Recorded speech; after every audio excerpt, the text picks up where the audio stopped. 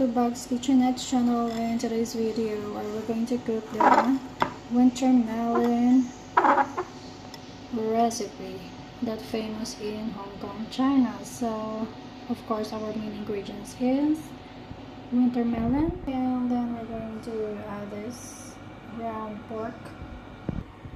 We do have ginger, spring onion, chili, garlic, and wildwood here.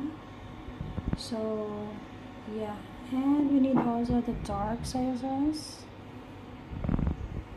We need also this oyster sauce, and of course we need this light soy sauce. Of course we need this sugar to balance the taste.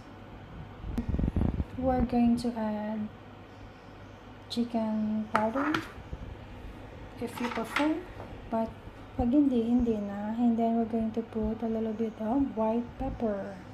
So these are the ingredients that we're going to cook later on. So yeah, I do have also the salmon, garlic salmon later with oyster sauce, and I have this stir-fried broccoli. I'm going to add this one, this